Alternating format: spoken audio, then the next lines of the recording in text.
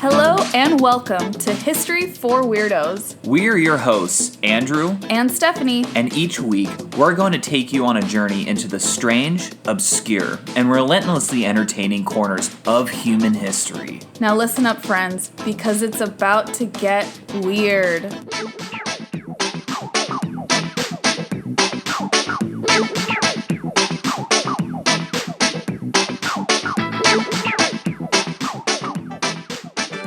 Hi friends, welcome back to The Rabbit Hole if you're familiar with my voice, or History for Weirdos if you are not.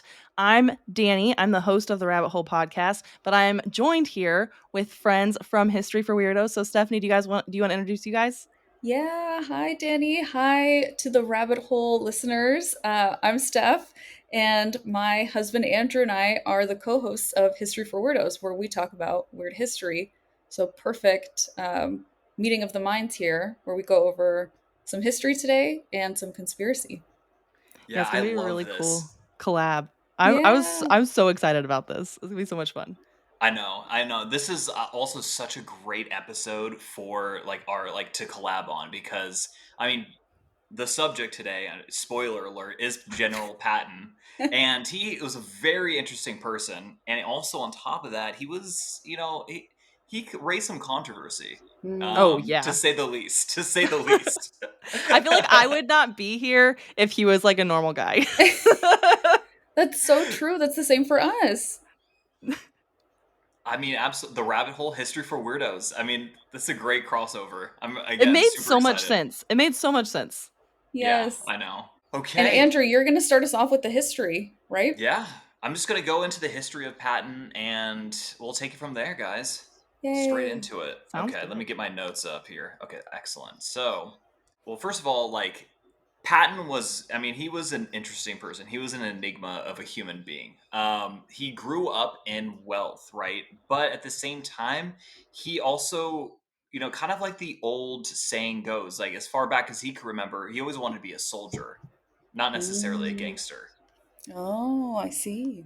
So let's just dive right into his life. So Patton wasn't known for just his military genius alone. He also had a fiery temper, a brash demeanor, and his mysterious death has sparked debates, legends, and even conspiracy theories, right? So half the reason why we're here.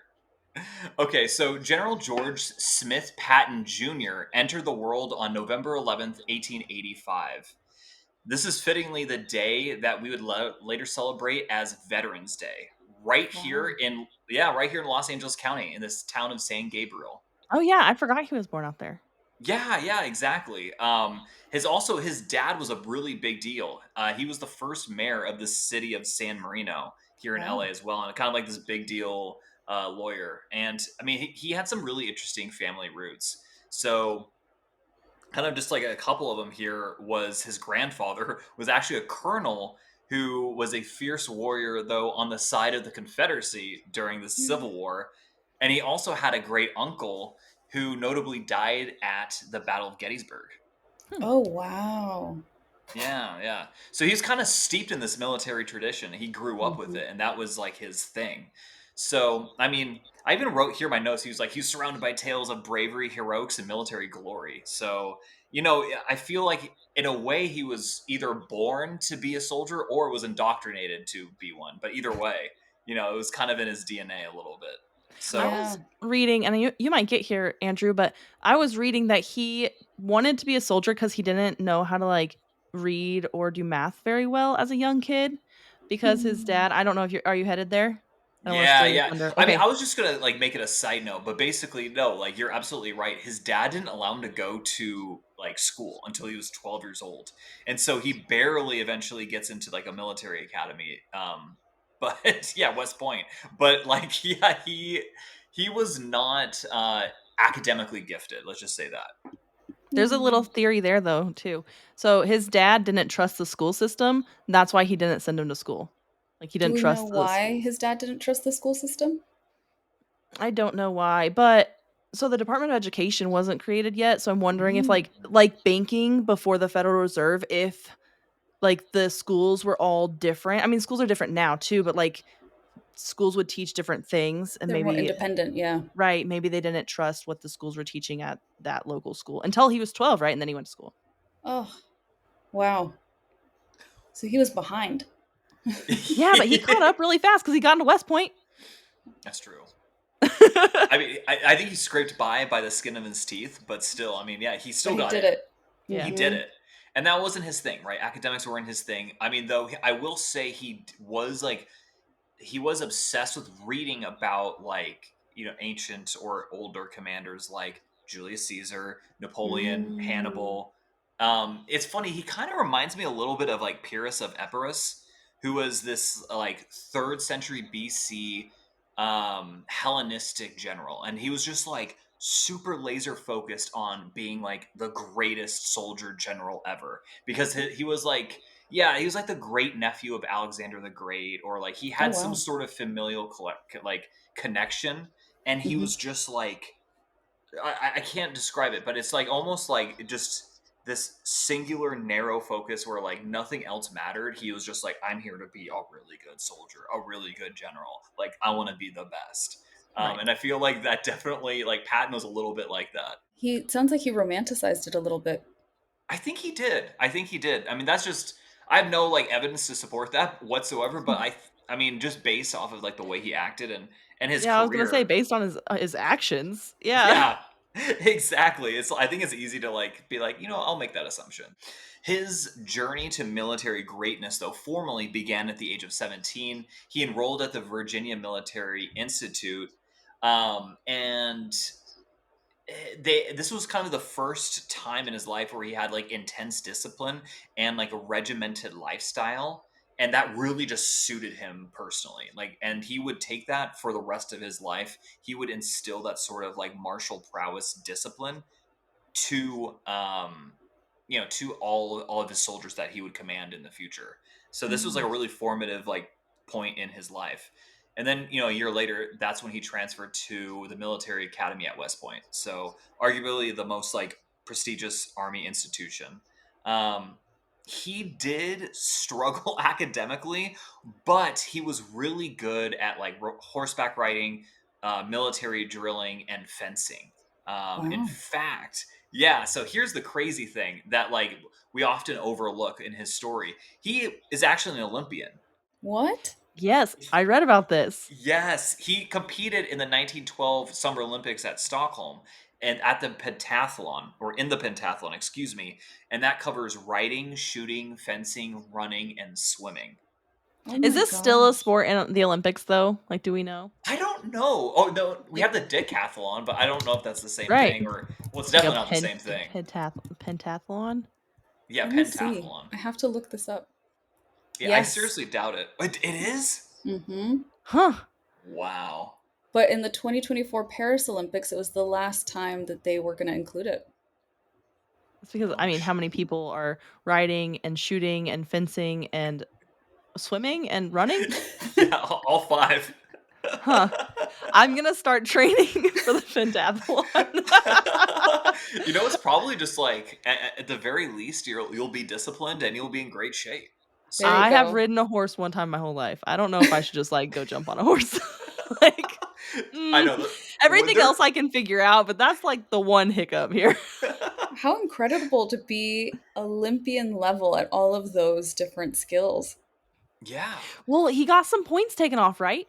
He did. So For his that's shooting. really interesting. Yes, you're absolutely right. So like his shooting score ironically brought him down, but here's the thing. He argued that no, he shot the bullet through the same hole, whereas the judges said he Oh. missed entirely, which, you know, looking back at it, he might have been right. The judges ruled against him, but he could have just been that good.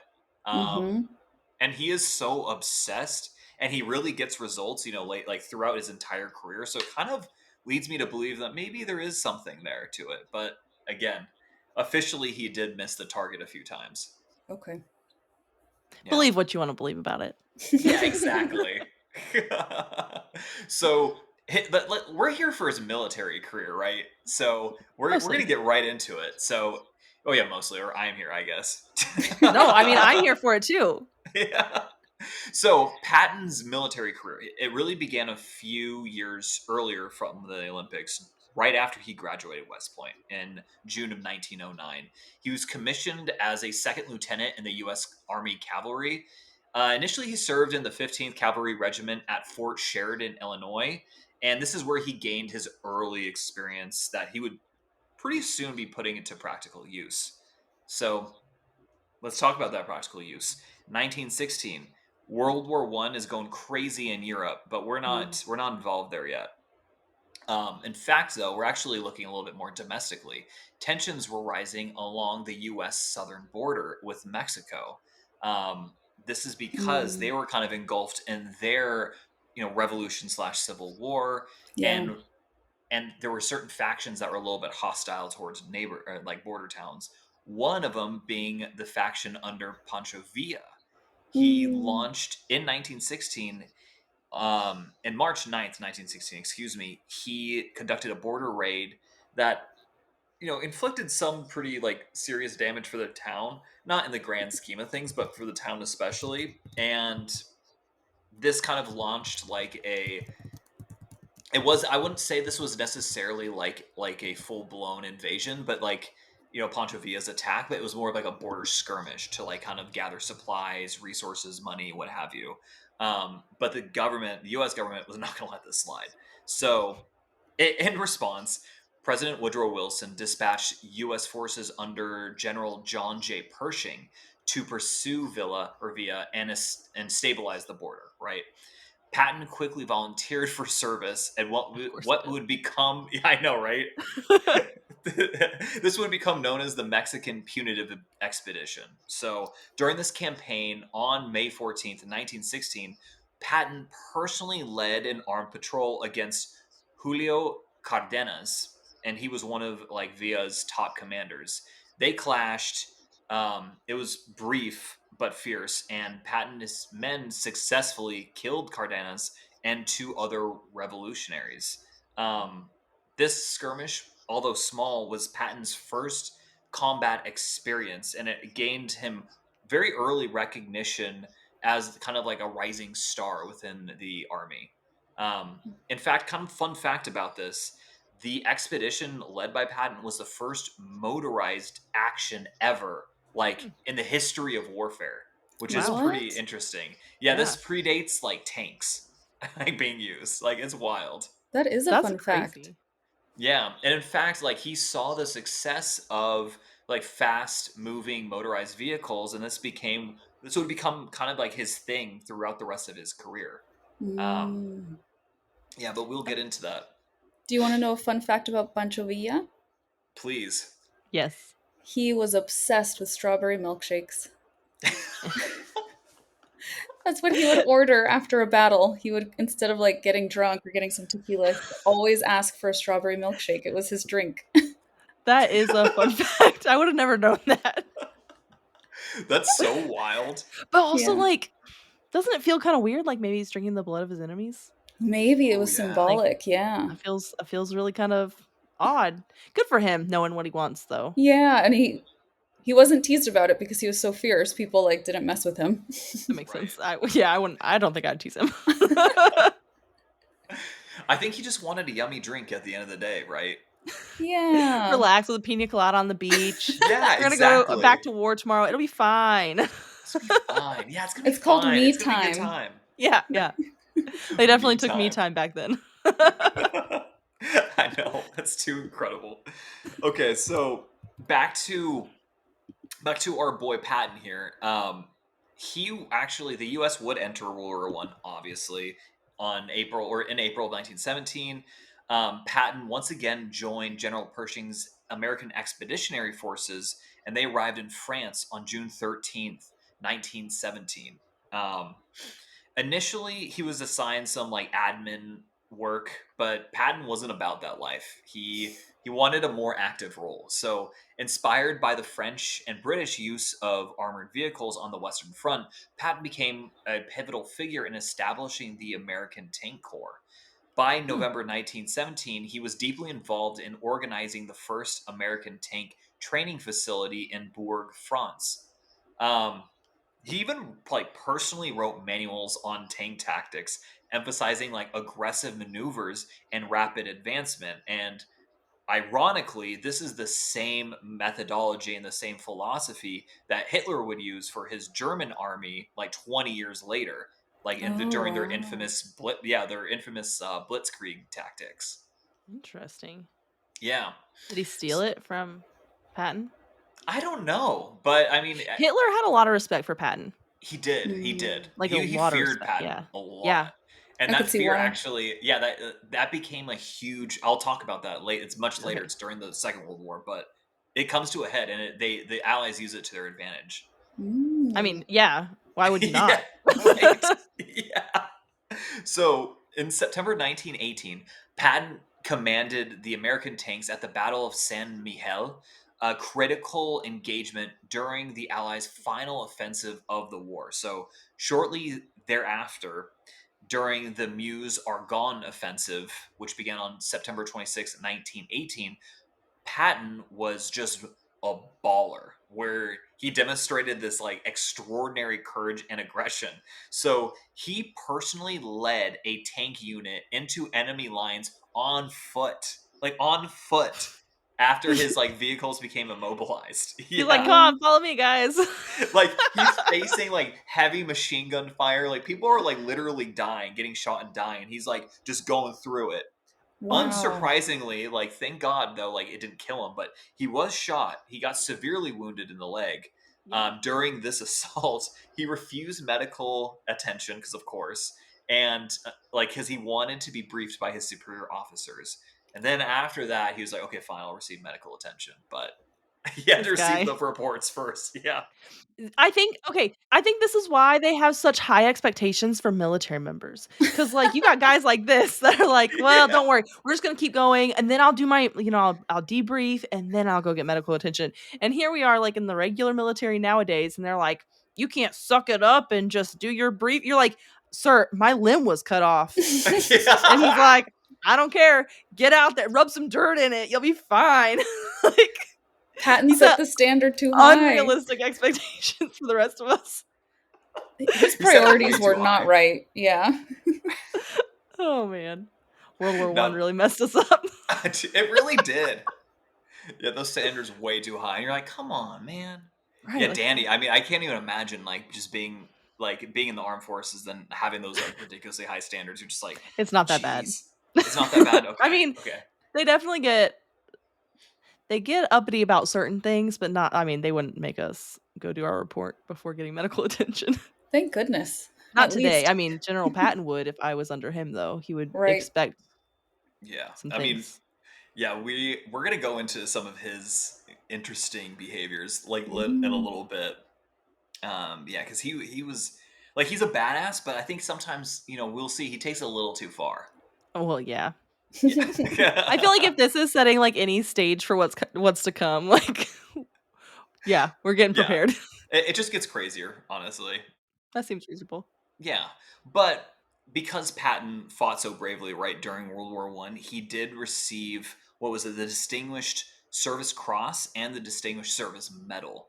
Good for him. And kind of like he was a little bit of a thought leader too, right? Because at the end of the war, he was like firmly established as one of like America's and even the world's honestly like early tank proponents and pioneers of that kind of way of fighting.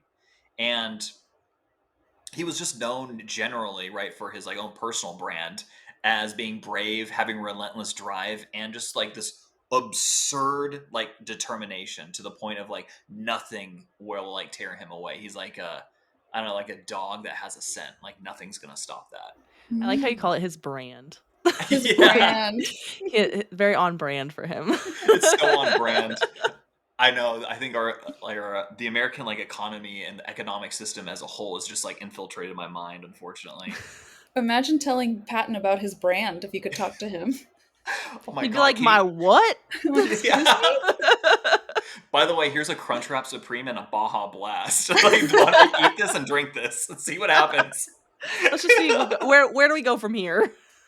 Danny, we have like Steph and I have this long-standing like running joke about like if we went to ancient Rome, I would go up to Julius Caesar and be like, and give No, him you would a not. Baja Blast and be like, bro, you got to try this. I'd have to learn like how to say that in Latin first. Oh, you'd figure it out. Yeah, I'd figure it You'd be out. so determined, you'd be fine. Yeah, exactly. I have a little bit of that determination, not as much as Patton, but I have a little Well, bit. And none I'd of be us like, can be like him. Let's be honest. Yeah. that's But so there's true something though. so fun about thinking of historical figures drinking a Baja Blast. Like I really Right. think it would blow anyone's mind that's not from the modern world. I think you're missing an opportunity here. With Julius Caesar, you just bring him a Caesar salad.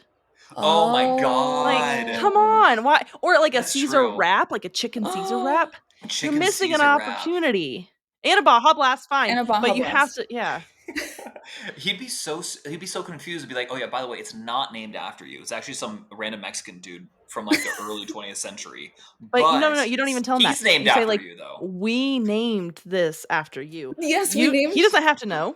these Just leaves straight up and lie about it. croutons. Yeah. Yeah, he'd be like, "Why?" I'd be like, "Don't worry about it, bro. It's chill." We know what's We coming. lost. You don't. Yeah. Yeah, you don't tell him the truth. You know, you gotta like build him That's up a true. little bit because you want him to eat Yeah. the salad. Right, That he is has to true. try it. Yeah, so Yeah, I think It's a he good would like it. strategy. That is a good strategy. So, if anyone has like any sort of time travel capabilities, let us know. the Vatican does. The Vatican. Ooh. So Ask the Okay. Pope. Yeah, ask the Pope. He I'm might be gonna ask down. him. He's American now, so Yeah. you know, I'll tell him like, if you don't let me do it, the White Sox suck. So he's gonna have to do it. I mean, He's that's gonna have sound to. logic. If you Yeah, dare I think him, that's you reasonable. double dog dare him even. And he you might won't do show it. me your time machine. Yeah. That's incredible. Well, I forgot where I was. Oh, okay. Oh, Patton's brand. Yeah, Patton's brand. I know. No, dude, I love this. We do this all the time too. Yeah. Like Steph Got and I, off we topic. we like go down these crazy rabbit holes. My We're like, what is podcast going is just on? me by myself, so I don't get to joke around ever.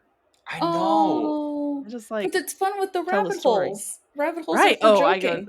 I go down some crazy I get wild over here.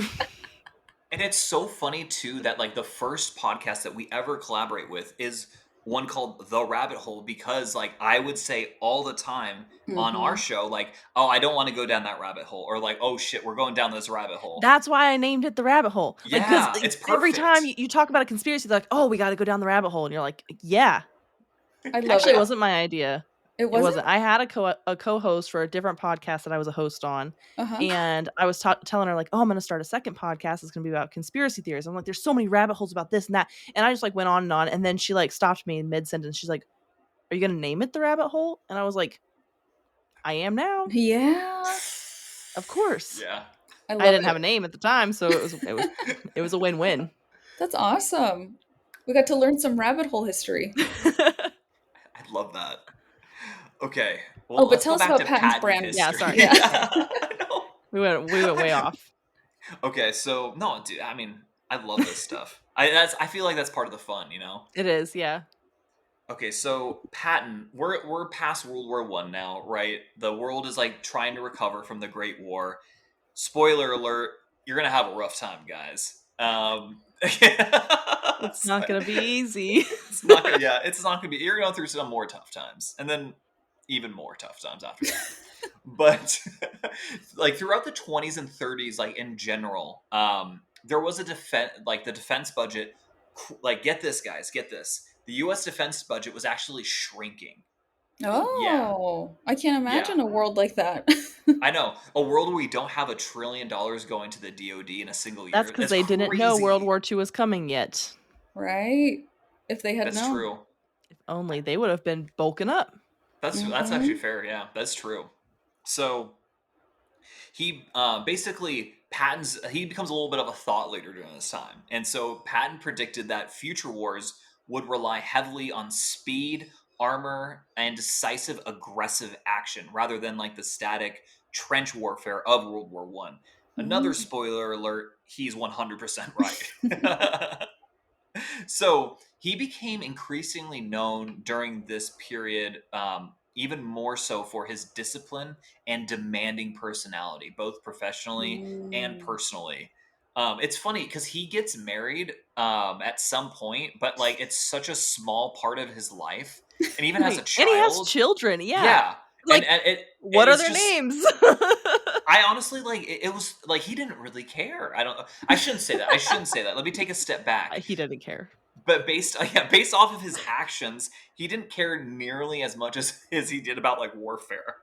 The Okay. That only was really his reason thing. I knew that he had a child is because at some point, one of the videos I watched said he went to go rescue his son-in-law who was a prisoner of war. I said, son-in-law, that means he has a daughter. Yeah, exactly. That was the only mention of children, and it was barely a mention of his children. It was his son-in-law who became a prisoner of war. So it was really about war and not about his children. Exactly. It's I see. insane. Like, I It's had no always idea. about war. Yeah. Yeah, it's always about war. Yeah, I don't He know cares anything about about those his wife. pesky kids. Yeah. They're his So- side hustle. Yeah, his family's his side hustle. His wife's got that under lock. She's fine. Yeah. She'll figure it out. Oh my god. So like during this like interwar period, right? He's being known for being a disciplinarian. He's a little uptight, I will say. Badass, little Imagine uptight. that. I know, right? Who would have thought? He adopted like this kind of like persona of like he's always wearing highly polished boots. He has like very distinctive ivory handled pistols. He's just like packing while getting his groceries or whatnot.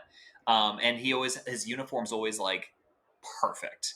So like he is really about like his own personal brand. Going back to that is really about being like disciplined. That is his thing. And he kind of like it's ironic though because this is just the duality of man, I suppose. He was not in control of his temper. He had a temper. Interesting. Yes. You think that he would have figured that out with all of his discipline? Right, Yeah. exactly. I think it's a different mindset though. Like it's a different part of your brain I guess. Well, Steph, you would know. It's such an Yeah. obvious like weak spot to have if you can't control your emotions, if you can't control your temper, and it seems like he liked control. Yeah. Yeah, Interesting. exactly. I wonder how clean his house had to be. Oh my gosh. You He know, could like probably I bet he bounce like a came home and quarter. was like, yeah. Yeah, like do the quarter bounce on the bed. I bet you could do that. I was such a shitbag in the Navy. If this guy was my general, he would have been like, get out of my Navy. I mean, he was obviously Army. I get that. But like, He would have been come like, over to the Navy yeah. to be like, you get out. Get out. You're done. You're out of Done. here. Get out of here. We don't want you anymore. Yeah. I mean, that's also not surprising at all because he had a very contentious relationship with politicians and with like military leadership. But That's he because he also wasn't playing that bureaucratic bullshit game that He everybody did has to play all the not. time. He was like, Yeah. not having it. No. Eisenhower, like, if you think of, like, he was, like, very measured, like, strategic, tactical. Not that Patton wasn't, but Patton was just, like, not measured at all. Like, Yeah. fuck you. I'm doing this, like, my way because I know it's right. Because I'm so just, like, laser focused. Almost like I sense some sort of neurodivergence in Patton. And that, like, he just gets laser fucking focused on something. There was and no he's like, neurodivergence back then. That's true. Yeah, it didn't exist. It magically came. It's actually, did not exist then. It's modern. But in today's day and age, he'd have neurodivergence. Oh my god, imagine explaining neurodivergence to, like, Julius Caesar.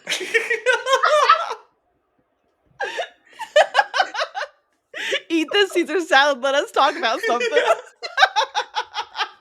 We're going to share our hyperfixations with you. Yeah, let me tell you about a podcast and be like, what's a podcast? Be like, oh, it's kind of like a radio show online. What's a radio show? What's online? And you just have to go, like, just keep on going back and back. It's like you're hearing somebody in your head talk to you, but they're not there. That's amazing. We would, like, freak him the hell out. I think He he would, would be like, like, think we're demons. I'm going gonna to kill myself. Like, I can't. I'm done. I don't need to wait to be like killed. I gotta go. I also I gotta do suspect myself. I suspect we would all get on Patton's nerves as well.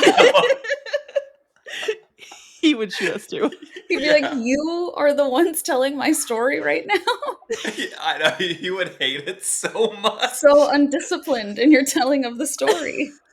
Yeah, that is very accurate. Oh man. But that's why we love like the rabbit hole. That's why we love history for weirdos. Exactly. Luckily, he's Funny not here enough, to yell at us about it. Oh, that's yes. true. I know.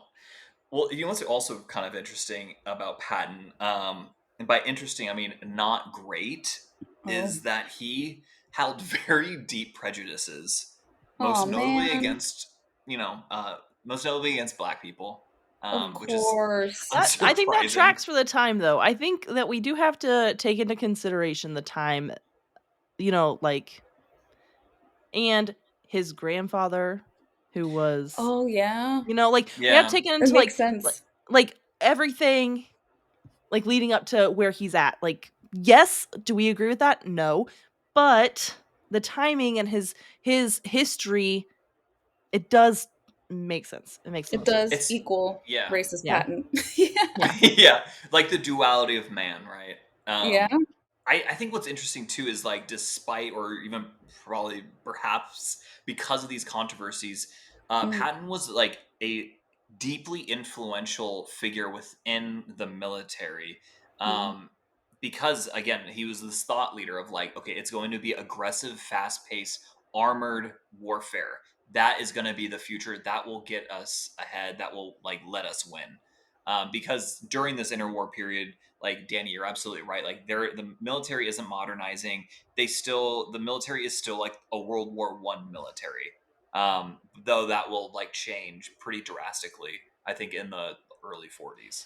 So I heard, and this has a little bit to do with what we're talking about, and not really General Patton, but I heard somebody else talking about our military specifically in the U.S. and how like they honestly thought that horses would be on the battlefield forever, and so they don't modernize until they're like absolutely forced to. So even like after World War I, like you're kind of seeing things are changing, but they're like, nope, we've always done it this way. So like mm, the military has always had this mindset, and we hear about it even now when you join the military. But like we've always done it this way, so we're always going to do it this way, which is not the truth. We all know that. But so going into World War II, I don't think that they were thinking about modernizing. Patton was, but I don't think like as a whole the military was. hmm. Mm, I think That that they makes were sense. still on this mindset like we're going to probably need a cavalry right.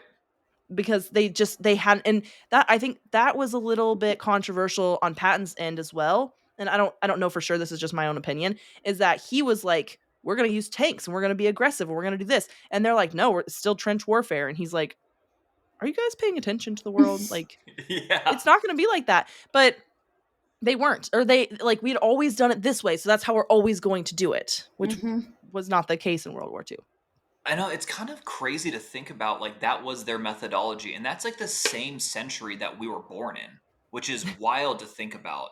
Um, I mean, obviously we're born at the end of the century, but at the same time, like in what would be, I guess, not Patton's lifetime, but like people like, of that era, like in their lifetime, they would see the US military going from like, oh, like constantly behind like that to sort of like what Eisenhower would coin in the 50s, like the military industrial complex, like Hmm. coming and almost like having, like, we're almost having like a problem on the opposite end of the spectrum where like weapons are so advanced and so capable, like you almost need to manufacture wars so that like corporations can sell more to the government, make more money, and you I have don't this I kind of don't think weird I would fully insidious agree with that. relationship.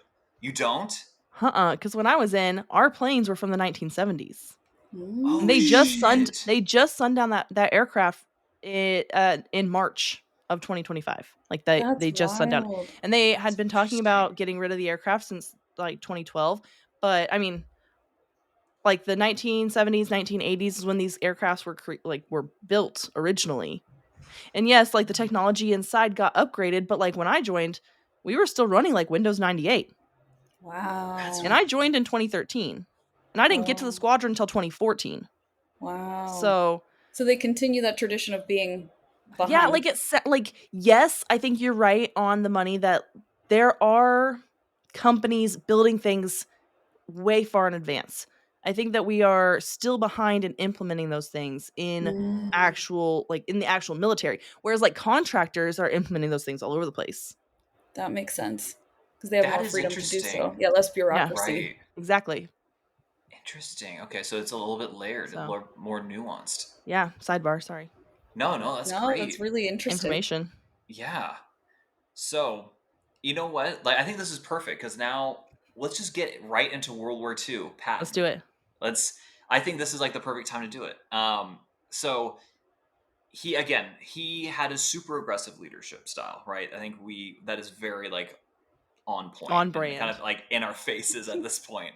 Hmm. So, what's really interesting, and this is actually like part of World War II that I mean, to be honest with you, I'm actually not a big World War II guy. Interesting. Yeah, I know. I'm a little. It's a little bit because I feel like everyone is, Hmm. but it's Yeah. never. I actually really like Patton. And I've always been interested in him, but World War II as a whole, weirdly not like super interested in it. It's probably because I'm an ancient history guy, Oh like yeah. through and through. Though I will say, like the Cold War has been fascinating me lately. Hmm. But anyways, yeah. Speaking of sidebars, don't want to go down that rabbit hole. I could go on and on about World War II, but we shouldn't. Yeah, I know. It's We'd gonna probably be it here gets like all day. dangerous. Oh Well, yeah. some things that I've been reading about lately. I haven't even started an episode for my podcast yet because I'm like, I don't know if I should. Ooh. I think I should. Oh, Maybe I won't. We'll see. intriguing. We'll see what happens. You'll have to send us some Sometimes, of what have you been reading. Oh yeah, yeah. yeah. I'm I'll really send it over. curious. Okay, good. So, okay, World War II, Patton. We're gonna be the first like thing he's involved with is the Allied invasion of North Africa, Operation Torch. Again, I actually didn't know a lot about this at all. November 8th, 1942, Patton commanded the Western Task Force, which successfully landed around 35,000 ish troops near Casablanca in Morocco. Hmm. Despite like their initial resistance from Vichy French forces loyal to the Nazis, Patton quickly secured Casablanca. Like the next, oh, actually, just like a few days later on November 11th. Oh wow. Wow. Yeah, he was not messing around. So, following some of these early successes, Patton assumed command of the U.S. Second Corps in Tunisia in March of 1943 after it had been defeated at the Battle of Kasserine Pass the prior month before Patton took over. Wow. They were struggling a little bit. Patton introduced his strict discipline and insistence on like rigorous training and being in shape, quickly revitalized the Second Corps, and then contributing significantly to the eventual Allied victory in Tunisia by May 13th, 1943. And what's crazy is like he's fighting against like Rommel, right? Who was like a field marshal in the German army, Mhm. and he was like he himself is also a badass. Like that guy was like a brilliant military commander, and like Patton is just going at it and winning, which is pretty amazing. Um, so Patton's, and I'm kind of just like I could go into this longer, but like we could probably be here all day. I'm just kind Right. of covering like the highlights here. His next major assignment came shortly thereafter, July 1943. He was placed in command of the U.S. Seventh Army during Operation Husky, which was Hmm. the Allied invasion of Sicily. Oh yeah. Mm. Yeah, they landed at Gela, Sicily on July 10th, and they advanced quickly inland. He just his forces like swept aside like any Axis forces that stood in their way, and he pursued like retreating Axis forces, eventually capturing the key city of Palermo on only like less than 2 weeks later on July 22nd. Wow. Yeah, he was crazy. He worked fast. Yeah, he worked really fast. I definitely like seeing the way he operates. I see why he was a big fan of Julius Caesar because like they were all about speed and efficiency. Mm.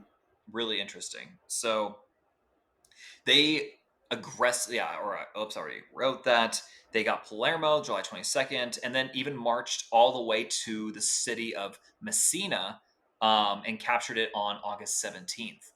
Which is kind of crazy too, because like that city has played an important role in like warfare in the central Mediterranean for like thousands of years by this point. So it's really interesting actually like hearing that, like saying Messina and not thinking of like a Roman army or a Carthaginian army or something like that. No, General Patton. Yeah, Yeah. General Patton, just a couple thousand years later. It's awesome. So his tenure in Sicily was marked with a bit of controversy.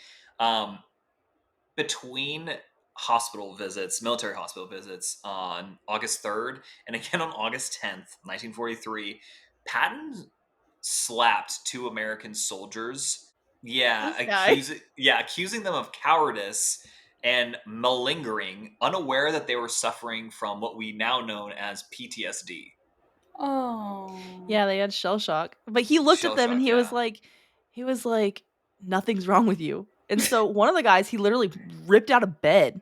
Yeah, it was He was bad. like, "You're fine. Get up." Oh Yeah, my he was gosh. pissed. He's Yeah. like an immigrant mom. Like, what mental health? You're fine. What is mental health? You don't need that. Get up. You don't need that. Just slap them around and they're better. Right. Yeah. So Oh. this really pissed off Eisenhower. So he was like kind of like the supreme commander, and he actually privately reprimanded Patton, and he temporarily removed him from his command because of his outbursts, so to speak. Wow. He was like, "You're a little too hard for this military." Yeah, exactly. Also, unsurprisingly, Patton was kind of like butting heads with a British general, General Montgomery. I love that Oh, name. yeah. And again, Montgomery and Patton, I don't think could have like more differing like ways of fighting battle, their methodologies, even like their personas. Patton was fiery, all about action and like being decisive, whereas Montgomery was a little bit more cautious, reserved, and like really Mm. loved planning every single detail of like, let's say, an invasion. That would be annoying. Like, let's just Yeah. go. Yeah, exactly. You couldn't have like just more differing ideologies just buttoning heads against each other. And so I think that also probably played a little bit in Eisenhower, because Eisenhower's more on Montgomery's like wavelength. They Right. Mhm. saw more eye to eye. So that was also probably another reason where it's like, okay, Patton, you're kind of annoying Montgomery. He's taking over command. And Wow. he's going to lead the invasion of mainland Italy from Sicily. That So must have been really hard for Patton. yeah. And what's even harder, and this is kind of like where the Germans knew he was a badass, and they knew that like he was arguably their most like not most important general, but maybe their most valuable general.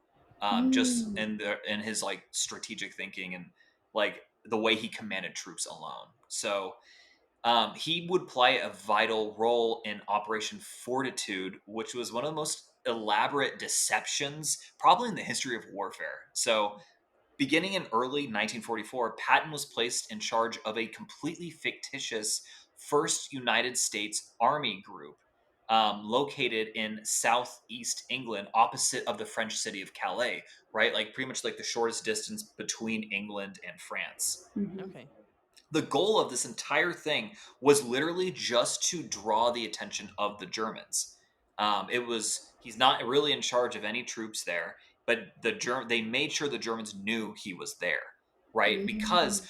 in the Germans' mind, they're like, literally, there's no fucking way, excuse my French, but there's no way whatsoever that they're gonna sideline their most valuable general. Like that just Right. Mm. there's no way they're gonna do that. That's insane. So they thought there's an entire like giant contingent like of an army basically that's going to be straight land at Calais from southeastern England.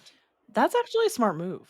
Yeah, it was, and it worked because a lot of like German troops were pulled in that direction, and it helped the battle or D-Day, the battle. Yeah, Oh, I mean yeah. I guess it was a battle, but that's part of the reason I think why D-Day was successful was because like they Wow. They were so worried about Patton. exactly. I mean, because Yeah. he's to him like he's like this crazy son of a bitch. I mean, he is. Look what he's Yeah, doing. This Yeah. guy's yeah. I mean, wild. They're like, we his gotta nickname follow was like him. yeah, his nickname was Old Blood and Guts. Like, Oh my gosh.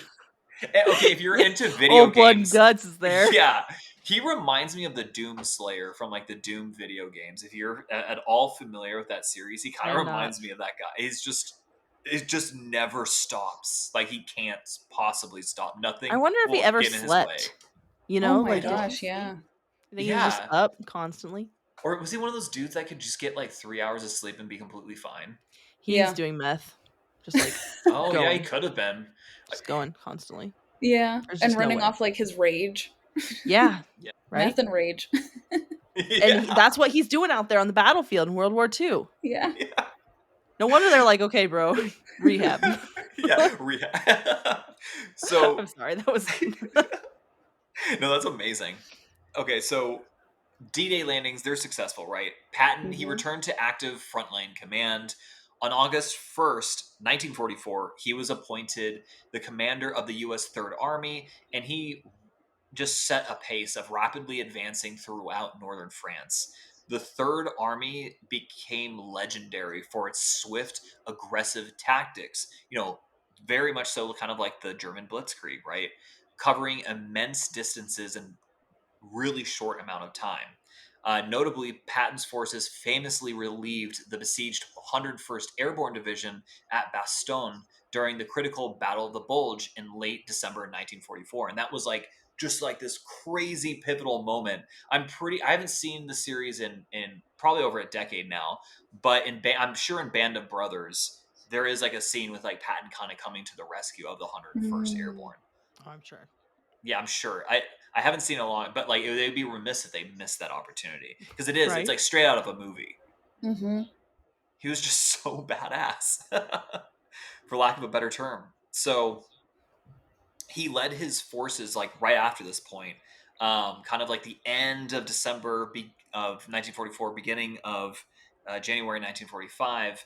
He marched his troops through like 100 miles of brutal winter conditions, like turning the tide of Germany's like final major offensive in Western Europe, basically essentially like crushing it. Okay.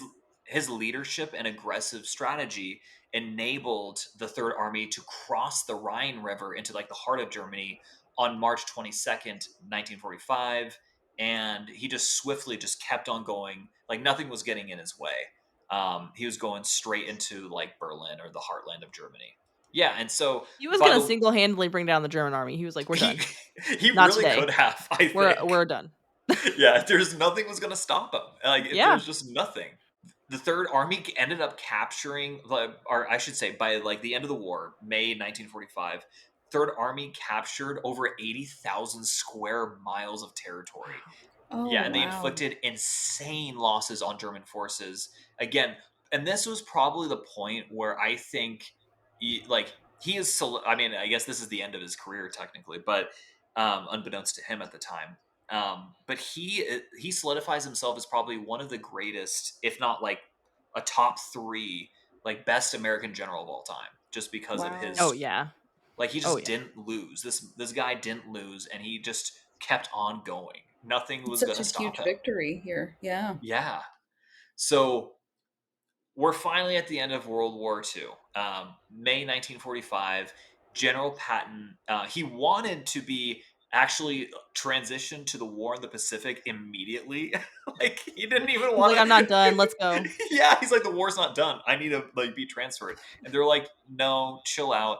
Why don't you just enjoy this nice like military governorship of Bavaria? Like Mm. it's a great position. You can really drive change, which is true. He really could They have. sidelined him hard. They did it. They're gonna Yeah. sideline him harder even in a second. Yeah. They're like, "No, you stay here. Yeah, like You're if done." he was more political, he could have maneuvered this in a better way. But he was a military man at the end of the day. Like he was Yeah. not set for politics. Mm.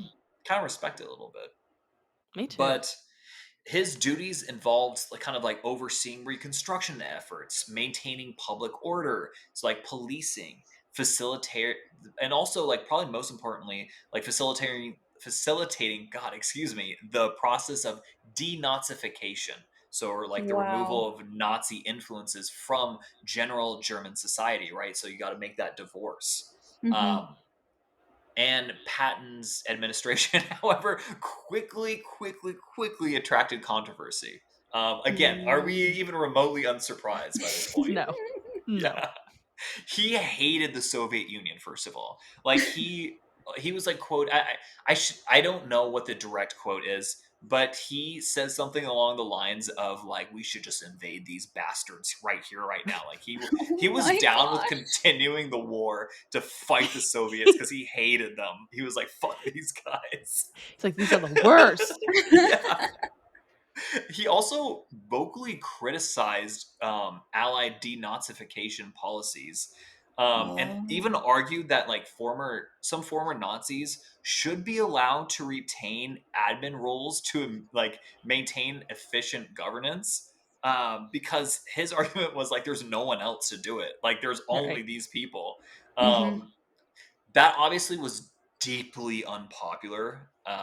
I think for obvious reasons. Yeah. So, but he saw kind of like, I guess, the next stage, the next evolution of conflict for the United States being that like the Soviet Union was kind of like, yeah, they were our allies by necessity, but they're not Mhm. our allies in general. Right. Yeah.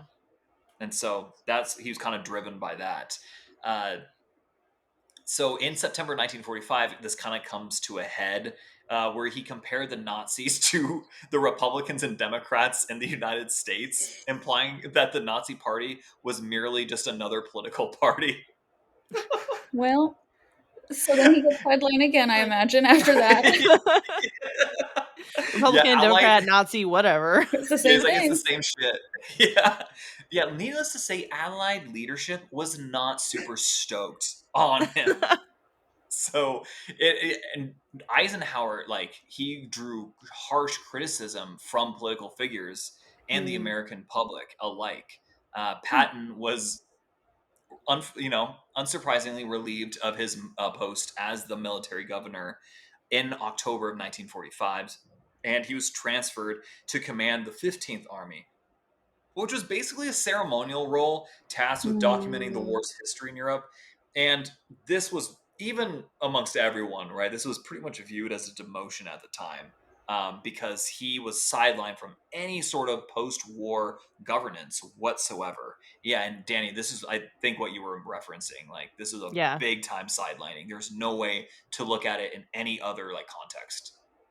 Well, Yeah. I like when I was reading it, like the first sideline was being the military governor. They were like, "Let's chill this guy out because he's wild." And then they were Yeah. like, "You're still just causing so much drama, like so much. Yeah. Like let's go a little bit further." So they like double sidelined him.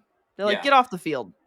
You know what's crazy too? I'm kind of drawing in. We had a guest on our show by the name of Norman Older, and he's this brilliant author, and he wrote a book on LSD and the Oh, intersection of like LSD, the Nazi Party, the CIA. It was oh yeah, MK fascinating. Ultra. MK Ultra. Mhm. Oh yeah, he goes into that. It's a fascinating read, and I'm literally blanking on. Oh, it's called Tripped. That's right. Tripped. Mhm. And we had him on the podcast, and it was really interesting because we talked about how the U.S. policy in Berlin, immediately after the war, was to let Nazis stay in power if they were effective. So Mhm. if what's his face? If Patton, I just told the whole What's his story on him. name? What's Yeah, that what's his guy? Who's name? this guy? Yeah, if Patton had just kind of Old kept blood his and mouth guts. shut, yeah. If he was just a little bit more strategic about this, he probably could have gotten away with it, because like the U.S. government clearly didn't care about having Nazis still in power. They were But allowing it to happen in Berlin. it's the But fact that if he he was saying it. exactly, and that he opened Mhm. his mouth, I don't think the government would have even That's given a what shit. always kills you. You always Yeah. get killed if you open your mouth. Yeah, Yeah. I know it's Oh, hard for us yappers. We have we have podcasts. we I can just want to talk about empathize. everything. I just always Yeah. tell my listeners I'm not suicidal, so if I'm dead, well, we all know what happened. Mhm. Oh my Yeah. god, I know, especially in your line of work. I feel it. Oh my Yeah. goodness. So what So happens to Patton after he's basically like relegated to historian, which we so would think is he, cool, but for him not I so know. cool. So this is sadly where we come to kind of the close of his life. He died abruptly He was in a car accident on December 9th, 1945, a severe one near Mannheim, Germany. Um, while he was in a service car, his staff car, a 1938 Cadillac limousine, where they collided at kind of a low speed with a U.S. Army truck, driven by just like a sergeant. No one in particular like that was like super important, or wasn't a Soviet spy that we know of. Mm-hmm. But despite this kind of relative minor impact, he severely struck his head. And again, because like at the time, these cars don't have crumple zones like we do today. So like they're made of like steel. So you hit Mm-hmm. something, even at a low speed, you can kind of hit the dash or whatever, and you can get some severe damage. And that's what happened to him. He didn't die right then and there, but he had a broken neck, and he had paralysis from the neck down. So prognosis was pretty bad from the beginning. He went to the hospital, but his condition worsened, and he died. He in his sleep on December 21st, 1945, and he was 60 years old. So Wow. this has sparked, it was a very unexpected death, obviously, and it has sparked a lot of rumors, speculation, and conspiracy theories that persist to this day. And Danny, I'm done. I'm done with my story. Like, and I think I'm gonna hand it off to you, because I think this is your realm of expertise. This Let's is talk. Tell us. this is where I Yes. come to my time to shine. Yes, we get to hear the conspiracy theories. This is always like the end of a podcast, especially. It's like usually like my favorite, because we get to talk about, okay, what do we think really happened? What's really going on here? He was killed by the government. Yeah. Yeah. So Which government? Which government? Okay, so when we decided to do General Patton, in my head, and I want to share this first before I get Yes. into like what I actually have written down. In my head, I had looked into it months ago, and I was like, "Oh, General Patton was outspoken about the Nazis coming to America under Operation Paperclip, and he was going to basically like blow the lid off this thing, and that's why they killed him before he could say that." And then I was doing my Oh. research, and I was like, "Wait a second. He's like, that's not mentioned anywhere." So either that was completely scrubbed from the internet, or I'm confusing a couple different stories in my brain. Okay. We don't know. So it doesn't have anything to do with Operation Paperclip, which I was surprised by. But so he was so outspoken about the Soviets, and about he was adamantly anti-Russian, right? Like he spoke about communism being a problem in like the new post-war world, and said that we had been fighting the wrong enemy the whole time. So he kind of like got this soft spot for the Germans, because he liked the way that they operated, because they're very meticulous, very structured, Yes. very on brand for Patton. It's his Right. And so brand. exactly, and Yeah. he loved it. And honestly, like the way that he was doing things was very much the way that the Germans were doing things, which I think is why the Germans had such a respect for Patton and the way that he was doing things, because like he was very Similar. much German. Very, in it's in very our German. very German in the way he Thank did things. goodness he wasn't born German. Right. We would have been Yeah, we would screwed. exactly. I know. But he also like had so much pull. He was this well-respected general. So like if he kept speaking out, people were going to listen, is the concern. So he didn't see the need for denazification, which is what you were saying. Like he wanted to keep everybody in power. So that's where like the theory in my head that I remembered looking up, and this theory, I was like, he didn't want the Nazis to come to America, but here in every source I found, he was like totally fine with the Nazis. So I was like, I don't Right. know, I confused the things. So when he was military governor, you kind of explained all this already, that he kept all the Nazi party members in place just to keep doing their jobs. He didn't have anybody else to do it. And actually, I wanted to kind of go back, because I heard this quote and then I couldn't re-find it, so I'm just going to kind of paraphrase the quote. During the war, one of the members of the Nazi party said something along the lines of, "If there were more Pattons, we would have already lost the war. If there were more Montgomerys, we could take a vacation." Oh my So like something god. along those lines. And they said something about like there was a third general they also mentioned, but I was like, that's hilarious. Oh my Because god. they were like, yeah, we're not really worried about Montgomery. We'll be fine. But Yeah. Patton, like that guy, he's crazy. Yeah. He's But either insane. way, his death was super suspicious. So he was in a car accident where he was the only one hurt, which I think Yes. is Oh. what first sparks the like thought. You're like, wait a second. There was two other people in this car and there was a guy in the truck and nobody else is hurt. And it was a slow car crash. It wasn't like a high Mhm. speed crash. It was very slow. But he hit his head on like the glass partition because it was a limousine, right? So there's a glass partition. That's where he hit his head and then he was paralyzed from the neck down. But it makes you wonder because he was with Major General Hobart Gay. It Mm. makes you wonder if Hobart Gay knew the truck was going to collide with the limo and Mm. then shoved Patton forward in an attempt to kill him. Mm-hmm. Because, Oh. It'd be a good right, opportunity, yeah. Yeah. exactly. You know this is going to happen. And for a Mm-hmm. long time, like, and actually, I'm going to wait to get there because I want to make sure I follow my notes. Otherwise, I get lost. No, that's fine. Yeah. So, okay, either way, he was staying in the hospital where he wasn't allowed any visitors. Not like one source I found said that Beatrice got to come and see him. His wife got to come and see him, but that was the only person. But every other source said he got no visitors at all. And also, like, how would she get there? It's not like planes were just like gonna take Yeah. you to Europe from the US. But all the nurses and doctors were required to sign non-disclosure agreements. So Oh. they never talked about what Patton said while he was in the hospital. Oh. Never. And then he died in his sleep with fluid in his lungs, which, okay, I could understand that, but congestive heart failure, which kind of makes you think, like, did they give him something to stop his heart? Right. Because, Oh. like, he was the only one injured. Now he's paralyzed. So they have to do something. Like, they got to finish this guy off. Then his Right. heart just randomly stops in the middle of the night. Just Oh. maybe they killed him. Oh my god. So they didn't do any investigation into the car accident, into his death, nothing. The truck that collided with his limo wasn't even supposed to be on the road that day. There were no orders to move the trucks during that time. At first, like, they didn't even release the name of the truck driver because they were like, well, we're not going to tell you. Oh, And very the accident suspicious. happened in this very isolated area where, like, there wouldn't be that many witnesses. Mm-hmm. So it makes you wonder, like, why was that truck on the road that day? Mm-hmm. I mean, now we know the name of the driver because it doesn't matter anymore.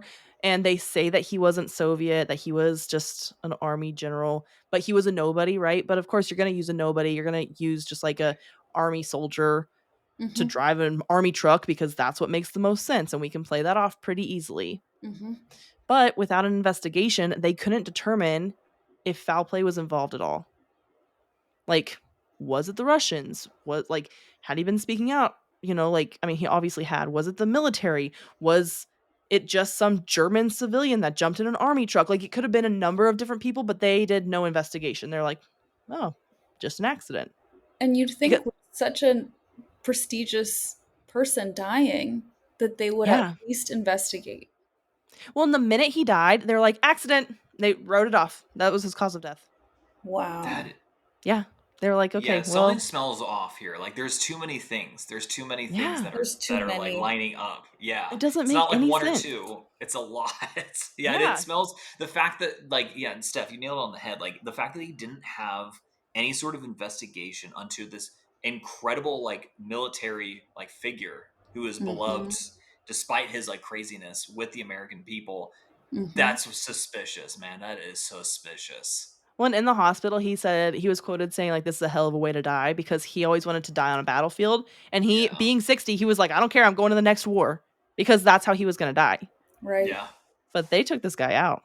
Wow. Man, Like, that you're telling me you get shrapnel in World War One, you do all kinds of weird, crazy things in World War Two, and you die because of a car accident, a slow speed car A accident at slow that. a speed. slow Mhm. speed one. I Like, know. You're right. It is also weird that like how come no one else got injured? It's only him, and he gets like a shattered spine. yeah, You know, it's it's wild. it's just really Mm. weird. Like each one of these things alone isn't like I'm just like okay, yeah, that could happen. But all of them like lining up together, that's what's really weird. But he knew it was coming. What makes you say that? What Yeah. So he was telling people that were close to him that, like, on the days leading up to the accident, and that he was concerned about his safety and that powerful people were conspiring against him. He was unusually anxious, which, like, you're talking about General Patton. This guy's not anxious about anything ever. Mm-hmm. And now all of a sudden he's anxious. And he even joked that someone was planning to take him out. Mm. And then So this from the get happens. go, his friends, his family, nobody believed his death. Everyone was like, Really? something's suspicious. Ugh, suspicious here. And so they begged and begged the US government to do something, like look into his death, like investigate it, do something about his death. And they're like, it was an accident. Right. Oh my Yeah. god. Just Mm. like that. He was gone. And they say it's because he was speaking out about Russia and that the Russian, like, the tensions were really high and that he was going to, like, mess with the frail relationship that the US and Russia had, but that doesn't make any sense to me. That's why, like the Operation Paperclip theory always made sense to me because I was like, nobody knew that the US was bringing over Nazis at that time. Nobody knew that. But Right. this whole, like, Soviet thing, that it just doesn't add up to me because it's like one general who we already know is like a wild card. He's going to speak out about communism and how that's not, like, great for our country and that's our next enemy, and that's going to crumple this whole, like, relationship. It doesn't Yeah. seem very like threatening to the US government at all what he was saying. Right. That's a weird Th- reason to take him out.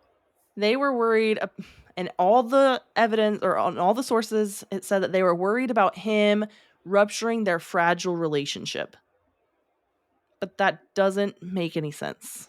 Yeah. The relationship is fragile. It will rupture. And it ruptured anyway. Like, it was Yeah. already rupturing. It was already there. Yeah. So, like, what's one general speaking out saying that, like, speaking his opinion? Yeah. Versus like Unless they were worried about him, like, gathering troops and, like, going off to Russia because he's in Germany. He's not that far. mhm. That's true. Like, that's the only thing that I could think of that really caused this to be, like, a threat. Mhm. Right. But they could have just relieved him of command like Eisenhower did before, like when he actually was Yeah. in command of troops and he They stepped could have sent down. him Like, home. yeah, like Yeah. it. At any point, they could have sent him home. But he Mhm. had already ruffled so many feathers in Washington. And if they sent him home, then they couldn't kill him as easily. Mhm. Mm. You Do know, you because, th- like, now he's on American soil. do you think it was the U.S. government and not the Soviet government? Yeah, 100%. Cuz Yeah. otherwise the US government if they thought it was the Soviets, they would investigate. Yes, maybe.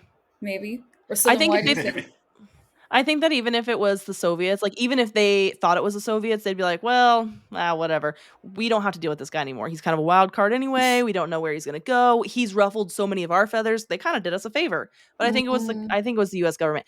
I think that he was outspoken. He had such a almost like a following, I would say, of people that would listen to him and take him seriously because he doesn't just say things, right? Like, Mhm. things he says mean something.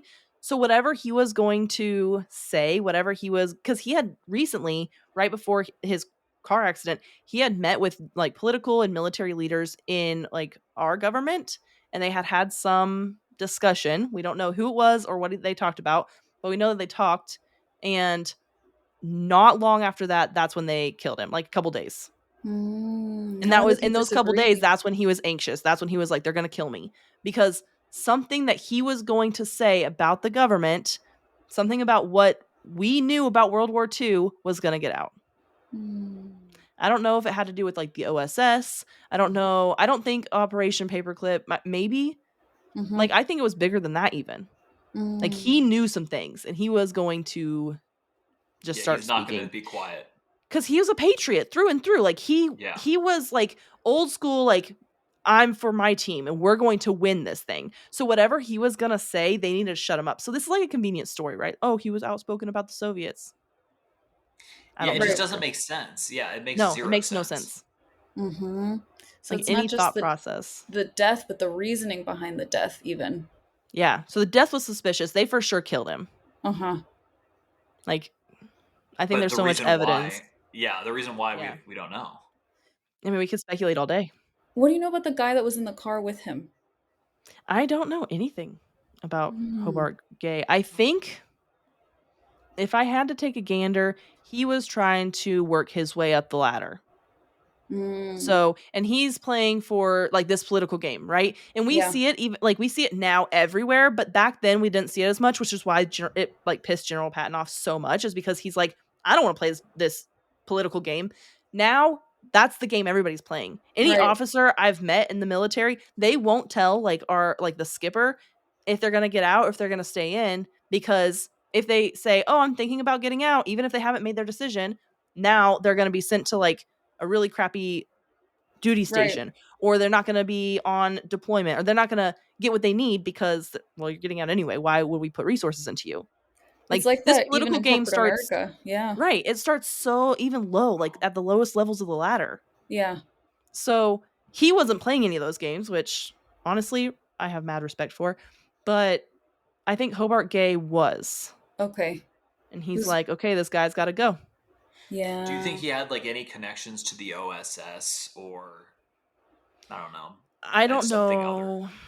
I don't know if we'll be able to find that. I would say probably yes. I think that the OSS was involved in his death. Okay. I mean, that's so unsurprising. Talk about being on brand. Right, right. Exactly. Yes. I think if anybody's going to kill their own general, it's going to be the OSS, Yeah, and which just turned into the FYI, CIA. yeah, I was just about to say, yeah. Yeah. They're like the Office of Strategic Strategic services, something Services. like Yeah. that.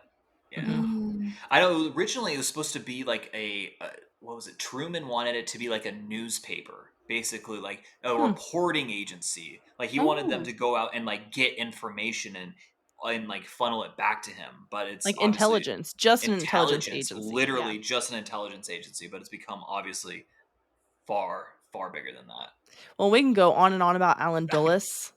Oh my God. We We did could an go entire episode on on. the 1954 Guatemalan, uh, war, I guess, for lack of a better term, where we like Yeah. propped up I forgot his name, but we propped up like the guy who ended up being a dictator and like Mm-hmm. throwing the entire country into decades of civil war.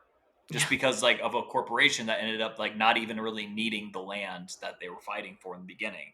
Oh man, So stupid. it just pisses me Mm-hmm. off so much. I'm like, wow, like that. I mean, like if like even forgetting the humanity, which is hard to do for a second, you're like, that's Yeah. our tax dollars also at work. Just Mm-hmm. like Over things literally like put like that. subjugating people. Yeah, it's insane.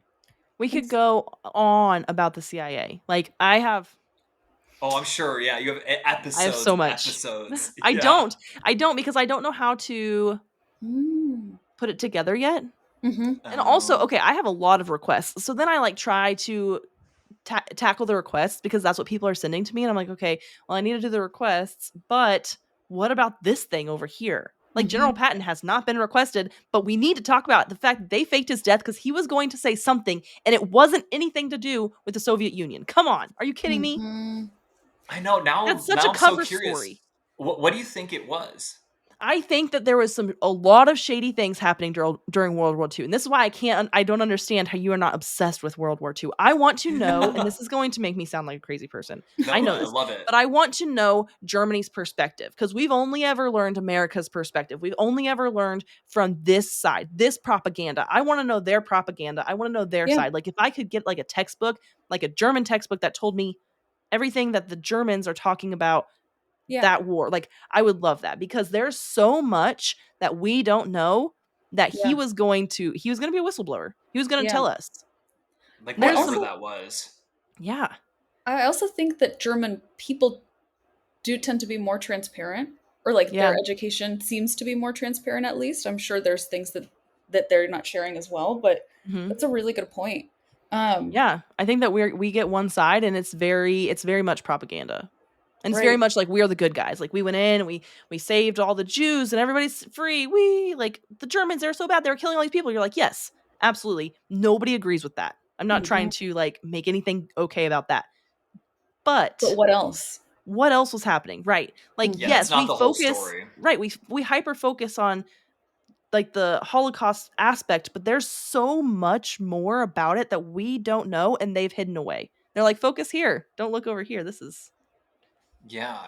You know what's Uh, funny, Andrew? Before we hopped on, I was getting like my lemonade, and he's like, "How are you?" He's like, "How are you feeling about the episode?" I was like, "I have a strong feeling that it's gonna wrap up with we were the bad guys all along." I have a strong I feeling. think that we were involved. I think that the US was involved somehow, but it got out of control. Yeah. I think we were involved from the I don't know how, and I don't know all the inner workings yet. And that's kind of, I think, maybe why I haven't done World War II yet. It's because there's so many unknowns in my brain that I haven't figured out. Mm-hmm. And so I'm like, I know for sure we were funding it. Mm. Both sides, not just our side. We were funding both sides. Mm-hmm. Um, I'm not surprised. Yeah. That sounds like I us. I don't know exactly how else we were involved in it. That can't be it. You know what I'm Right. saying? Right. You're Like, right that it has to be the stakes have to be that high of like ruining the US's savior sort of persona yeah, to sacrifice someone like Patton. exactly. Right? And That's a big he risk. knew, and he wasn't supposed to know, I think. I think that he found out something he was not supposed to know, which is why they're like NDAs for all those nurses and doctors, which is not unheard of. Mm-hmm. My dad's grandpa, when he died, he had a guy in the room that was like, I'm just gonna sit here just in case he starts to speak. Because if he started to say something on his deathbed, they had to kick him out because he was, delusional a little bit, and he knew some things that Mm. he was never supposed to talk about. Oh wow. Oh. And so they were Okay. like, so that to me isn't like a bunch of red flags, except what was Patton doing that's so top secret? Like, he wasn't doing anything. Yeah, He he got found demoted. something out. Right. Right. He found Mm-hmm. something out that he wasn't supposed to know. I mean, yeah, you're right. Like Mm. his kind of like behavior after the war, right? Like he's speaking out against like the Soviets. He's like talking about like he's almost sounding a little bit like a Nazi sympathizer, right? And it's Exactly. like Yeah. you're like, what is happening here? What is going on? I wonder if it was his proximity to so many former Nazi officials that somehow got him the information. Yeah. And he was like helping Mm. to rebuild, and he was like in the heart of it. Yeah. So he got to see, to your point earlier, Danny, he got to hear their side, Yeah. their perspective on things. And Yeah. you know what's interesting to me? Mm. And maybe it shouldn't be. Maybe it like is totally normal, and maybe I'm just a skeptic. Um, in Germany, you'll be prosecuted for denying the Holocaust, Yeah. which I'm like, okay, Hmm. why? Like, What that if you're feels kind just of cuckoo? dramatic. Hmm. Like, we're going to prosecute you. We're going to put you in jail if you said that the Holocaust did not happen. Not that it, I don't even, not even that it didn't happen, that it didn't happen to the extent. Hmm. Hmm. Yeah. And that is If you weird. Like disagree to with any part of the narrative. Yeah, yeah. then you're Okay. prosecuted. Yeah.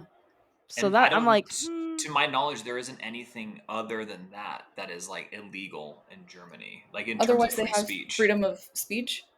yeah. Yeah. Mm. From what I understand, I don't know much about German politics or German laws, but This actually would have I'm been sure we really have a German interesting. listener. If you are listening from Germany, write in and tell me, because I have to Yeah, know. Yeah, tell please. us. I I was going have to say to this know. would have been so interesting for that author that Andrew mentioned, Norman Ohler, Yeah. to be here because I know. he's also a little older than us, so I think he'd have a very interesting German perspective on this. Well, and all the propaganda, like everything that they were like distributing during World War II, it's all Hmm. gone. Like I mean, it went crazy. Like it's some of So it's not in a the museum material somewhere? is illegal. What? It's illegal to have. But now I want to see it. Exactly. Me too. Because I'm like, why is it illegal? Wait a Yeah. second. What does it say? What does I it hate say? this. This is Right. maybe Because why I don't go down conspiracy theories because now I'm like, I need to know. I need to know. I need and to there's know, you I know? that's the hardest part is like there's so many unknowns, and so Yeah. I try to leave it open ended because I'm not trying to tell you what to believe. Right. Right. I'm just here are the conspiracies, and sometimes like there's multiple conspiracies and they contradict each other. So Right. I give you all of them, and I'm like, you decide. Hmm. But There's different did we land on the perspectives. moon? But did we land on the moon? Right? Oh, Like I mean, there's so much. that's it's what you were just saying, Andrew, is why I struggle, but people seem to like it when we do like an unsolved mystery in history, Right. is Yeah, They because do. it's really hard for me to not have that, like, answers. yeah, my brain is like, you will now not sleep for 2 days Oh, thinking I have about dreams this. about it all the time. That's why, and I Wow. think, that's where I'm at with World War II, is because I don't have enough information, and I think that maybe it's me. I'm a little bit of a control freak. I think that anything I can get my hands on still just isn't enough. Like I need Mm. something from that other side. I need that information. Have I you know. ever considered going and doing like field research? Yes, except everything's illegal there. Right. So Damn then that. what? That's so annoying. Right. Like you can't just outlaw history. Like, They can, and they can but they change it, and they do it do. all the Ah, time. that really pisses me Wow. off. They do it Yeah. all the time. What about in other countries that were occupied by the So Nazis?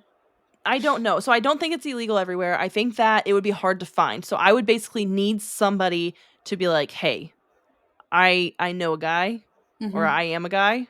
Mm-hmm. Like I've got some information you need to see." And I would be on the next flight, probably not the next flight, but I'd be flying to whatever country that is for me to meet up with the guy to read the information, Mm-hmm. Yeah. because that's the information that, and even if it contradicts our stuff, like that's what I want to know.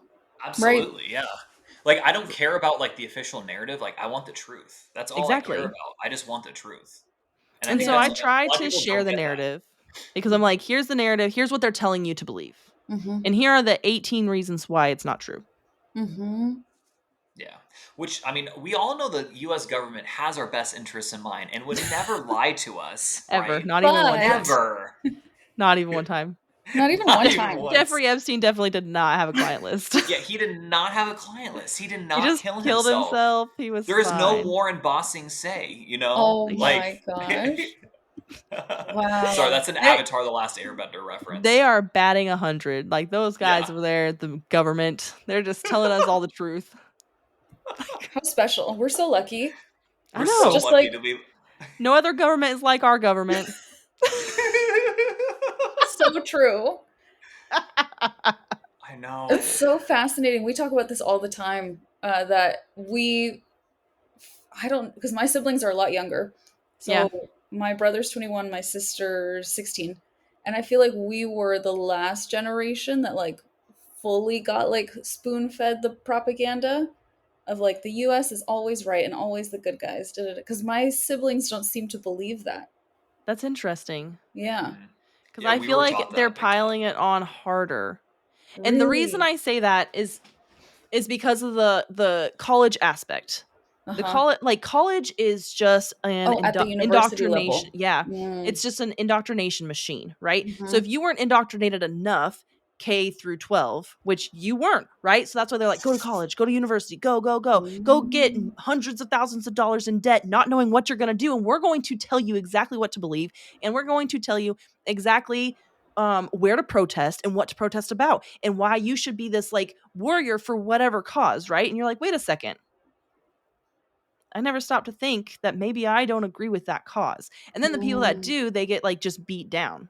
Hmm. That's Like Right. that's why interesting. like people don't speak out when they're like, "Oh, I don't fully agree with this, Yeah. But then but it I makes you can't bad. say that because Hmm. now I'm a bad person." Hmm. Funny because my brother is college age, but he's a film student. Oh, So yeah. like he's just making movies and stuff. Um, and he's his school is very artsy, I guess, is this the way of saying it. And so I don't know if he's getting as much then as others would I because don't know. Would he's you very prone to conspiracy theories. Okay, I was going to say, would you consider it like a liberal school? I think so, but That's the problem right there. And it's not that it's liberal because it could be a conservative school. The it fact that could you be. consider it one or the other is the problem. I think so, but to You know be what I'm saying? honest, yeah, I don't know enough. Right. I'm Like just any thinking, university, right? You're like, "Oh, this university is like very conservative." You're like, "Okay, right. well, they're feeding you that propaganda." Yeah. This university is super super liberal. You're like, "Okay, well, that's the propaganda they're feeding you." So go Yeah. protest about whatever. Like not that it's always about a protest, right? That's just been on my brain lately. But Yeah. it doesn't matter like left or right. It's They're depending on dividing like, you. Yeah. And I No, will. you're that's what they're absolutely feeding you. right. It's like a division tactic, right? It's Oh, easier for like yeah. people to fight each other instead of realize, oh, actually, it's the people at the top. Like they're Well, actually and the Yeah. that's why majority Trump, of everything. that's why they let Trump win. Yeah. You either love him or you hate him.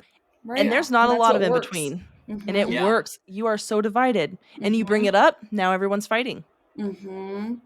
It's It's so so interesting. convenient. I had never, now I'm thinking of universities under that lens and like thinking of people that I know that went to different types of schools Yeah. and like what they believe now as 30-year-old adults. And it does ring true. So that's And so I'm not trying to interesting. I don't think everybody's like this. I think that people Yeah. can think for themselves, but I think that the schools do a really good job of teaching you exactly how to think, which is why the Department of Education is so dangerous. This And Yeah. is there's, not General Patton. yeah. Oh, yeah, I I'm forgot. sorry. No. But we That's right. Oh, place that's right. we place so much trust in higher education. Mhm. Yeah. So much. It's seen as like you are the authority because you're a university, so you know all the things. And I'm coming here because I need to learn all the things you know. And you can't get a good paying job unless you go to university. You Yeah. can't really be a successful quote unquote person if you Mm-hmm. don't go. Mm-hmm. I know. It's actually crazy. I mean, the world we live in now with like AI, it's like and that's the thing, like we don't all I know for certain is that things will be vastly different like 5 years from now. Like Yeah. even like Mm-hmm. the top AI experts in the entire world, they have wildly different interpretation of what's going to happen.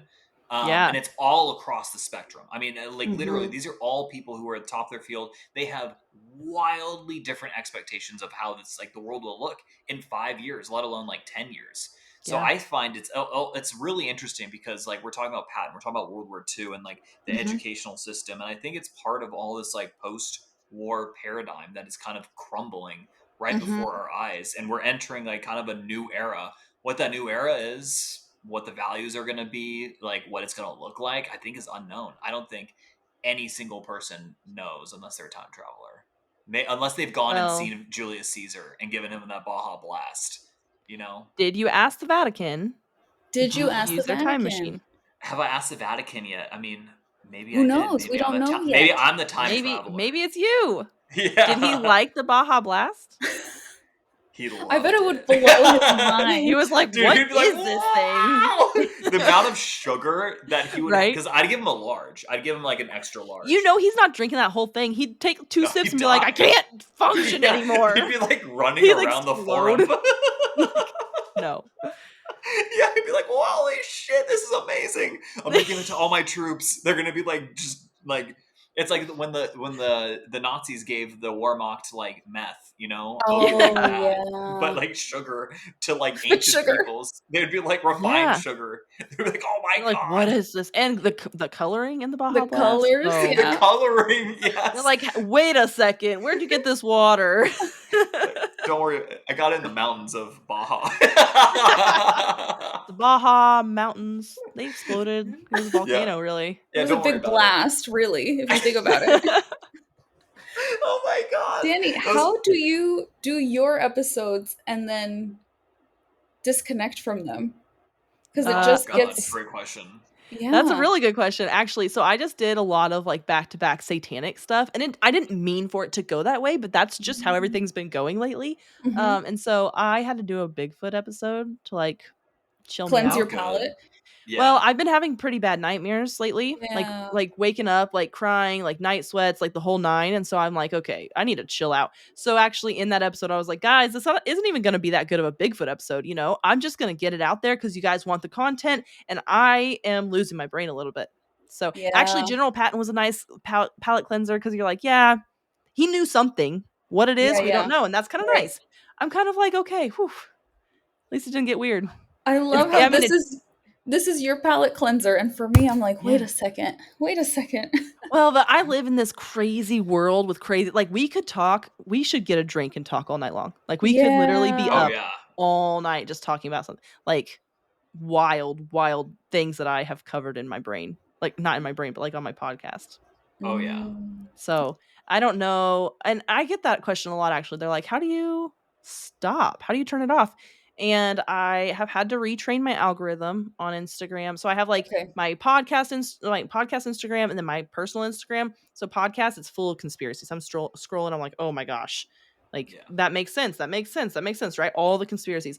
My personal Instagram, I'm like, oh look, a cute fluffy cloud. Like it seems silly, but I'm like, I need to chill out, or I It's go how you inside and I watch. compartmentalize. Yeah, and I listen to Mhm. like podcasts that don't have anything to do with conspiracies, and I think a lot of people there aren't okay, firstly, there are not a lot of female conspiracy theorists in this world of Yeah. podcasting. There are Right. some, not a lot. And Mhm. so I do things that females would do that males probably wouldn't. So they're like, "Oh, I'm a conspiracy theorist. I go and listen to other conspiracy theories." And I'm like, "Yeah, I listen to Two Hot Takes to listen to Reddit stories because I can't seem to make my brain shut down the way guys can compartmentalize. I cannot." Yeah. Or I go inside and my son's like, "Let's play Rough House." And I'm like, "Okay, let's play Rough House, buddy." Like, Oh, the kids like must be so grounding. Oh yeah. yeah, it really brings you Mhm. back cuz like they don't care. They Mhm. don't care about all that noise. They just like kind of quiet you down. Mhm. And they're They're like, like, how do I do this? How do I ride a bike? "Right. How do I Let's write have a my snack." name? Yeah. And so then it's like, Yeah. "Okay, I need to like." But sometimes it's actually been really challenging, and that's probably one of the dreams that I have a lot is I've done a lot of like the Pizzagate stuff and like the ritualistic stuff with children, and then I go inside and I like play with my kids and I'm like, "Oh my gosh." So then Yeah. when I'm dreaming about my children in No. ritualistic ways, and I'm like, they're gonna Oh. come get them. So then I wake up like ready to kind of kill somebody. So that's been really challenging. Well, yeah, that's like your maternal instinct kicking Yeah. in, right? Your brain has absorbed all this data and Hmm. now it's like trying to warn you, protect your offspring. Oh my Yeah. gosh. So that's been challenging. So yeah, I did a Bigfoot episode, and I get like this sometimes where I'm like, okay, let's find something like a nice conspiracy. Yeah. A nice And so conspiracy. yeah, so General Patton, that's easy. It's That's an nice. Yeah. easy one. Andrew did most of the work anyway. Yay. So It yeah, was my super pleasure. chill.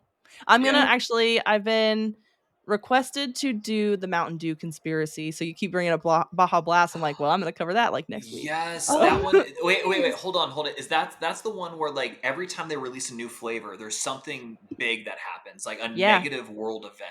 yeah. So like Yeah. Code Red, then 9/11 happened. Yes. Yeah, What? I've Yeah, never I crazy. heard heard about this this. one before. Yeah, I'll this is send a it to you. wild one. Yeah. Yeah, it's fun. Please But it's send like it. it's like kind of silly, right? Because is Yeah. Mountain Dew predicting Mm-hmm. major catastrophes, Or are or they are the causing them? catastrophes right? Like are Causing they them. doing catastrophes because they're like, oh, Mountain Dew's coming out with a new flavor, we Yeah, better do gotta something wild, memorialize this. right? Yeah. Like let's take advantage of this. Like like it's kind of fun to It's more think about, absurd. think about Yeah. something silly, which it's definitely coincidence, and I say on my podcast all the time, like I don't believe in coincidences, but I don't know. I haven't done all the research, so I'll let you know what I think at the end. We're excited I to hear love it. that one. So I it's know. always Thank you so fun. much for doing this with us. Thanks for yeah, this was awesome. You asked for a promo swap, and I was like, I could do you one better. I know. Let's Yeah, this is let's do a Yeah. definitely better. collab. This is way I better. love it. And I I hope So know. everyone enjoyed hearing. so where can they find you? What is the name of your Yeah, podcast again? Where can they find you? Do it. we Okay, are. so you go, Steph. Sure. And you talked a lot. That's why I was trying to give you a break. We are at History for Weirdos on everything. Primarily, you can find us on Instagram at History for Weirdos. And we do have videos of all of our episodes up on YouTube as well. If you have like questions or requests, you can email us at historyforweirdos@gmail.com. Did I leave anything out, Andrew? Oh, yeah, we're just like on Spotify and Apple Podcasts and wherever you Mm-hmm. listen to or watch Wherever you listen. podcasts. Yeah. Yeah, And how about I you, mean, Danny? Where can folks find you? I on social media I'm at rabbit.hole podcast. Except I have an X now, so that's at stay skeptical one because Okay. rabbit.hole podcast was taken. What? I know. I was like, that's my thing. And then I am on YouTube and Rumble because you never know when YouTube's gonna just take that down. So you can also like if you search at rabbit.hole podcast there, you can find my videos or wherever you get a podcast, the Rabbit Hole Conspiracy Theories. Awesome. nice. So Awesome. do you guys have a Okay. sign off that you normally do? We usually do until next time, weirdos. Yeah, and then I'll And say then Andrew adios. says adios. How about you? Yeah. I normally just tell everyone to stay skeptical. Oh, I love it. Yeah, you just never know what's out there. You gotta stay on your game. I Yes. love that. And it's so true too. It is. Stay So, skeptical then. weirdos, stay skeptical. I love it. Weirdos, stay skeptical. Well, until next time, right? Yes, Yeah, until until next time. I'm next sure we'll time. do this again for sure. Yeah. Definitely. Thank All right, you. we'll see you Thank you, guys later. everyone. Bye, guys.